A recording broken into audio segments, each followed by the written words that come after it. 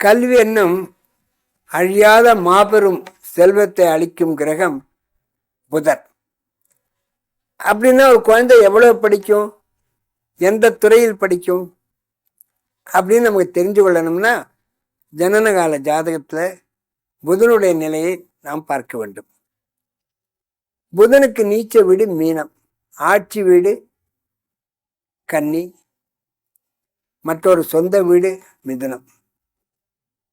இந்த ஜனனகால சமயத்தில் இந்த குழந்தைக்கு புதன் பலம் குறைந்திருந்தால் அந்த குழந்தைக்கு படிப்பில் நாட்டம் குறையும். இப்போ பார்க்கிறோமே, பையன் படிக்கவே மாட்டேங்கிறான் சார் அப்படின்னு எனக்கு நிறைய கடிதம் வருது.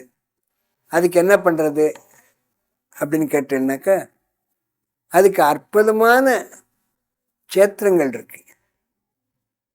இதற்கு கல்விக்கு அதிபதியான தெய்வம் ஸ்ரீ லக்ஷ்மி ஹயக்ரீவர். வேதங்களை முதலில் பிரம்மாவுக்கு கொடுத்து அனுகிரகம் பண்ணது ஹயக்ரீவர். பகவான் ஸ்ரீமன் நாராயணனுடைய நாபி கமலத்திலிருந்து பிரம்மா சிருஷ்டிக்கப்பட்டார்.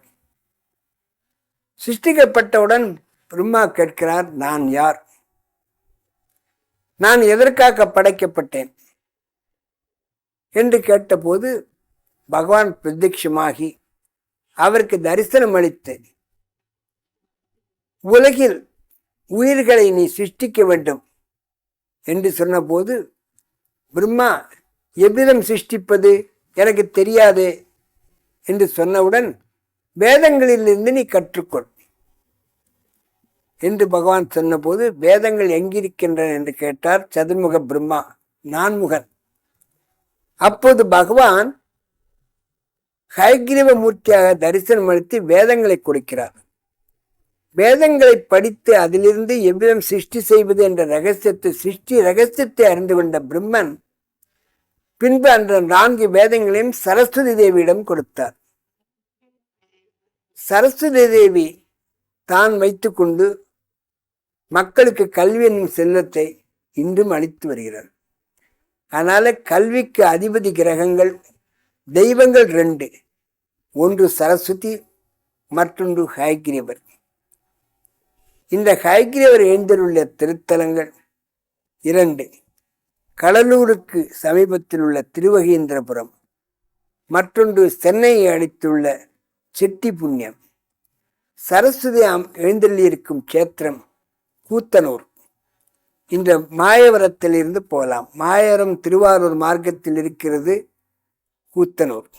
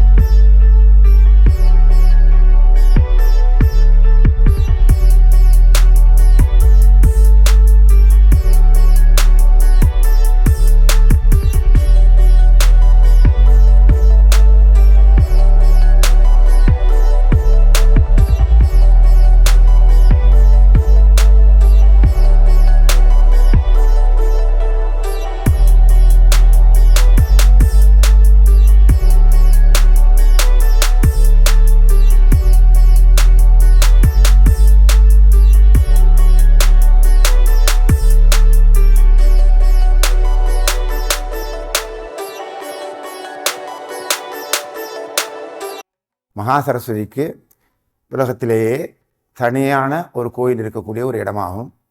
ஏனென்றால் சரஸ்வதி என்பது பிரம்மாவின் மனைவிகளில் ஒருவர். அவருக்கு கோயில் என்று தனியாக இல்லாமல் இருந்தது. அதற்கு பதில் அவர் தண்ணீர் ஆற்றிலே தான் இருப்பார். அதனால்தான் சரஸ் என்று பெயர். சரஸ் என்றால் ஆறு என்று பெயர். ஒரு பாடத்தை கிரகித்துக் கொள்ள வேண்டும் என்றால் ஜனன காலத்திலே சந்திரன் பலம் பெற்று இருக்க வேண்டும். அதே போன்று ஞாபகத்திறன், இந்த மெமரி பவர் சொல்கிறோம் அல்லவா, அந்த மெமரி பவர் இருக்க வேண்டும். மேலும் ஒரு படிக்க உட்கார்ந்தா சில பேருக்கு சோம்பேறித்தனம் வரும்.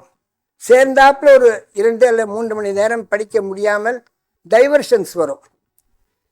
சில பேர் பார்த்துருப்பீங்களே, கொஞ்ச நேரம் படிக்க உட்காருவா, எழுந்து வந்து தாகமாக இருக்கு தீர்த்தம் சாப்பிட்றேன்னு சொல்லுவா. இன்னொருத்தர் மாணவன் படிச்சுட்டே இருப்பான், நடுவில் இருந்து டிவி பார்த்து போவார். இதெல்லாம் டிஸ்ரப்ஷன்ஸ்ன்னு சொல்லுவாள். மனசில் ஏற்படக்கூடிய சபலங்கள். சேர்ந்தாப்புல படிக்கணும் அப்படின்னா புதன் நன்னா இருக்கணும் ஜாதகத்தில். இப்படி நன்னா இல்லைன்னா என்ன பண்ணுறது? அவன் படித்து பாஸ் பண்ணவே முடியாதா? அவன் அப்படியே தான் அந்த மாணவன் இருக்கணுமா அப்படிங்கிற அவசியம் இல்லை. அவனுக்கு அப்பேற்பட்ட ஒரு பலகீனம் ஜனன காலத்தில் இந்த கிரகங்களுடைய நிலையினால் ஏற்பட்டிருந்தால் அவற்றை போக்கிக் கொள்வதற்கு இதோ இருக்கிறது.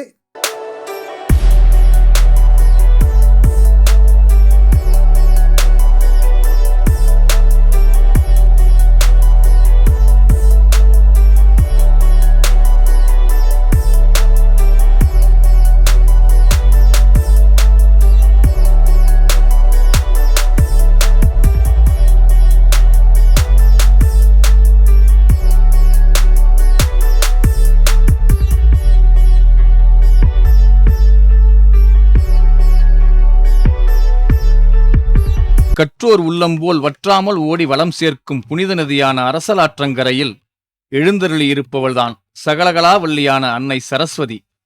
கலைமகளான சரஸ்வதிக்கு உலகிலேயே தனிக்கோயில் அமைந்துள்ளது இங்கு மட்டும்தான். விக்கிரம சோழனின் அரசவைப் புலவராக பணிபுரிந்து பெரும்புகழ் எய்திய வரகவி ஒட்டக்கூத்தர் தோன்றியதால் இவ்வூருக்கு கூத்தனூர் என்ற பெயர் ஏற்பட்டது. அன்னை சரஸ்வதியின் ஆசி கிடைத்ததாலேயே ஒட்டக்கூத்தர் பெருங்கவியானார் என்பது மக்கள் நம்பி வரும் ஐதீகம். கூத்தனூர் சரஸ்வதிக்கு புதன் மற்றும் வெள்ளிக்கிழமைகளில் நெய் தீபம் ஏற்றியும் வெள்ளைத்தாமரை பூவால் அர்ச்சித்தும் வழிபட கல்வி மேன்மை, ஞான ஆற்றல், பதவி உயர்வு, செல்வம், புகழ், கீர்த்தி எல்லாம் கிடைக்கும். குழந்தைகளுக்கு ஜனனகால நேரத்தில் புதன் பலம் இருந்தால் இந்த ஹயக்ரீவரை பூஜிப்பதன் மூலமும் சரஸ்வதி தேவியை தரிசிப்பதன் மூலமும் அந்த பலகீனத்தை, அந்த தோஷத்தை நாம் போக்கிக் கொள்ளலாம். இது அனுபவத்தில் நாம் கண்டு வரும் உண்மையாகும். இது போல எனக்கு நிறைய கருத்துங்கள் வருது. இந்த காலத்தில் குழந்தைகள் படிக்க மாட்டேங்கிறான். எப்போ பார்த்தாலும் கிரிக்கெட் விளையாடுறா, இல்லைன்னா டிவி இதெல்லாம் வருது இல்லையா, இதுக்கு நான் என்ன பண்ணுறது அப்படின்னு கேட்கும்போது நான் ஸ்ரீ ஹயக்ரீவ ஸ்தோத்திரத்தை நான் சொல்லுவேன். வசதி உள்ளவர்கள் இந்த திருத்தலங்கள் செட்டி புண்ணியம், திருவனந்தபுரம், கூத்தனூர்களுக்கு சென்று தரிசித்து வரவும் என்று சொல்கிறேன். இதனால் பயன் அடைந்துள்ள குழந்தைகள் ஏராளம் ஏராளம்.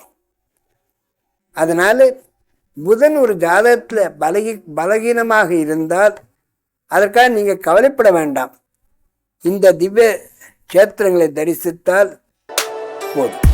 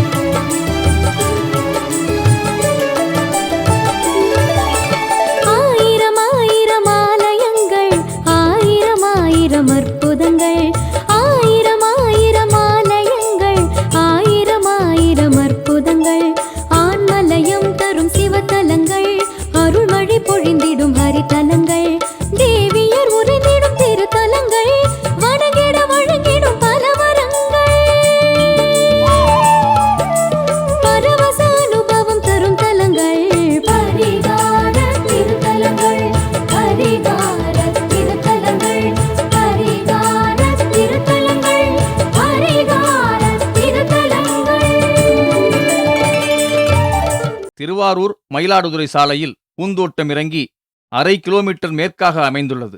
கும்பகோணம், திருவாரூர், தஞ்சாவூர், மயிலாடுதுறையிலிருந்து பேருந்து வழியாக வரலாம். பூந்தோட்டம் வரை தொடர்வண்டி வசதியும் உள்ளது.